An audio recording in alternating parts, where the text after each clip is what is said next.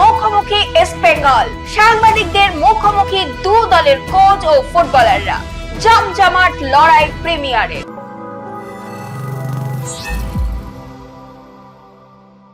সকাল থেকেই আকাশের মুখ ভার, থেকে বৃষ্টির দাপট মহানগরে। সেই বৃষ্টি ভেজা শহর সন্ধ্যেতে নিল আন্তর্জাতিক ম্যাচের উত্তাপ। আমি সায়নী, শুরু করবো আজকের পর্ব।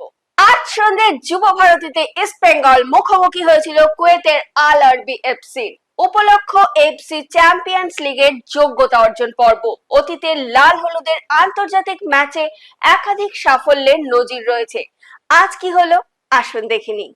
এএফসি চ্যাম্পিয়ন লিগ 2 এর মূল পর্বে উঠল ইস্ট বেঙ্গল এফসি। দুরন্ত জয় ইস্ট বেঙ্গল। বৃষ্টি ভেজা যুব ভারতী সন্ধ্যেতে মশাল জ্বলল। এএফসি চ্যাম্পিয়ন লিগে যোগ্যতা অর্জন পর্বের খেলায় অতিরিক্ত সময় কুয়েতের আল আরবিকে 4-1 গোলে হারানো লাল হলুদ দিয়ে। গোল করেছেন জয় গুপ্তা, মোহাম্মদ রশিদ, ডেভিড এবং রোহিত রানী।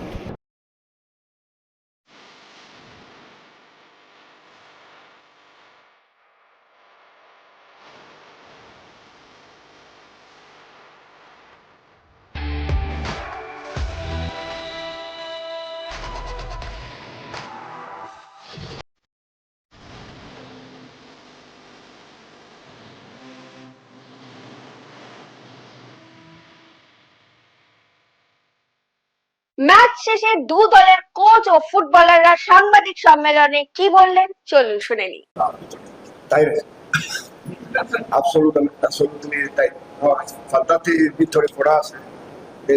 The behavior and the commitment to the players was fantastic and play very good. Long team, long match, long game. Keep the intensity, keep the intelligence because the match was for us have to be intelligent because the four is very difficult. Too much humidity, too much no precision complete. And for that, I am very proud of my player. The performance was fantastic. Rashid scored a stunning goal Korean Fox on Sunday. To be honest, the goal doesn't matter as much as winning the game. I think the goal just helped us score another 2 goals. So I guess it was just a break. I feel very happy to help the team, and that's it. That's what matters the most. As Coach Antonio said, it's very human, it's very hard, but we still work together as a team to be able to win the game.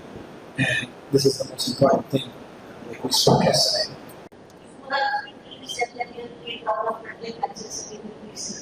But you have not played the competitive matches against. So is that also reason that not playing competitive matches for the AFC? Not playing competitive match, playing different match before. Yes. It was first official game for us. But like I said yesterday, we are ready. But I hope that the players who come in give us some impact, some energy, but we lose the energy. And it was difficult.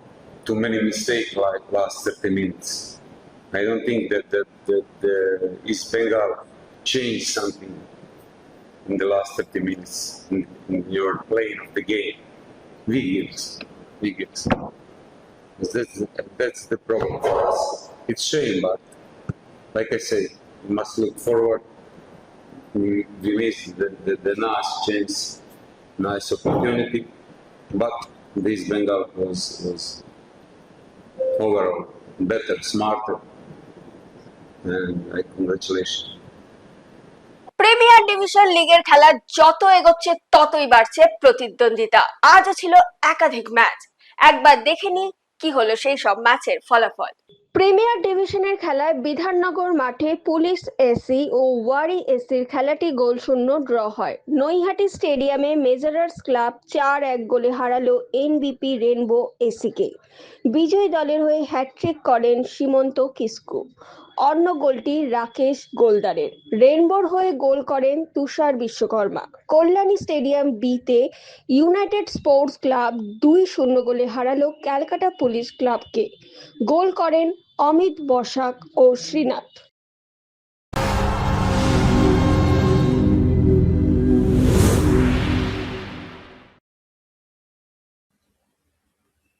আমরা চোখ রাখবো আজকের গোল প্যাকেজের দিকে, powered by উপহার rice. এই ছিল প্রথম গোল। একক যোগ্যতা, একক হুঁশিয়ানা, একক দক্ষতায়, ব্যক্তিগত নৈপুণ্যে, ব্যক্তিগত সৃজনশীলতায় ভাস্বর হয়ে উঠলেন সেই শ্রীমন্ত কিস্কু মেজরস ক্লাবের হয়ে। এবং তারপরে সমতা সূচক গোলটি কিন্তু করে ফেলেন সেই তুষার বিশ্বকর্মা। একেবারে হিমশীতল মানসিকতায় ঋত্বিক হাঁসদাকে পরাস্ত করেন মেজরস ক্লাবের সেই স্বতন্ত্র প্রহরী। খেলায় সমতা ফিরিয়ে আনে new Barrackpore rainbow athletic club. এবং এই ছিল দ্বিতীয় গোল। গোলটি করলেন সেই শ্রীমন্ত কিস্কু নিজের শরীরকে যেভাবে শিল্ড করে একেবারে দ্বিতীয় পোস্টের টপ কর্নারে হেডারটি রাখলেন, তা কিন্তু সত্যি তারিফযোগ্য। এবং তারপরে স্পট কিক থেকে গোলে রূপান্তরিত করেন শ্রীমন্ত কিস্কু, আজকের হ্যাট্রিক বয়। এবং দ্বিতীয়ার্ধের একেবারে শুরুতে চতুর্থ গোলের পথ প্রশস্ত হয় গণেশ বেসরা এবং রাকেশ গোলদারের মাধ্যমে। এবং এই ছিল সেই 4-4টি গোল পাওয়ার্ড বাই উপহার রাইস। আমরা একবার আর দেখে নেব সেই চতুর্থ গোলের।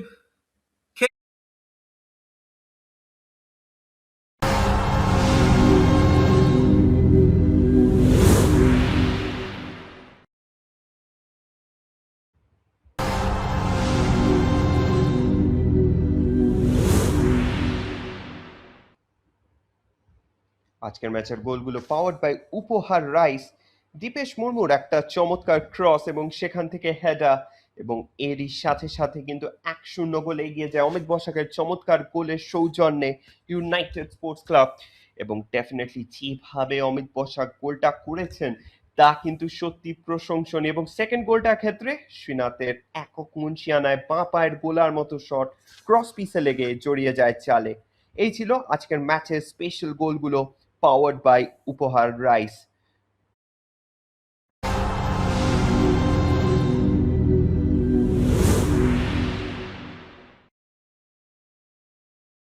আজকের ফলাফল কলকাতা ফুটবল লিগ। প্রথম ডিভিশনের খেলায় চাকদা স্টেডিয়ামে সাবারবান ক্লাব ও ক্যালকাটা পোর্ট ট্রাস্টের খেলাটি 1-1 গোলে ড্র হয়। কল্যাণী ব্লক এ মাঠে শালকিয়া ফ্রেন্ডস অ্যাসোসিয়েশন 2-1 গোলে হারালো সেইলকে।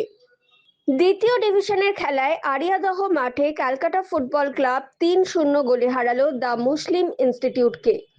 যুগের প্রতীক মাঠে ট্যাংরা এফসি 2-1 গোলে হারালো জিফা যাদবপুর অ্যাসোসিয়েশনকে। গয়েশপুর যোগাযোগ সংঘের মাঠে জিএস টালিগঞ্জ অগ্রগামী ও সোনারপুর ওয়াইএমএস এর খেলাটি 1-1 গোলে ড্র হয়। সিআরএফসি মাঠে বাঁশরণী ইয়ং বেঙ্গল এসএ ও সারদান এসির খেলাটি 2-2 গোলে ড্র হয়। ধরমপুর মাঠে মৌরি এসসি 2-0 গোলে আরিয়াদহ এসসিকে হারায়। তৃতীয় ডিভিশনের খেলায় তালতলা মাঠে বাটা এসসি ও চাঁদনী এসসির খেলাটি 1-1 গোলে ড্র হয়। দেশবন্ধু পার্ক মাঠে বেতর এসসি 3-2 গোলে বেহালা ইউথ অ্যাসোসিয়েশনকে হারায়। ওয়াইএমসিএ মাঠে বিওয়াইএস এভারগ্রিন ক্লাব 2-0 গোলে হারালো ওয়েস্ট বেঙ্গল অ্যাসোসিয়েশন অফ ডেফকে। বিজি প্রেস মাঠে বেহালা এএসএ ও বালি দেশবন্ধু এইচএমএস এর খেলাটি গোলশূন্য ড্র হয়।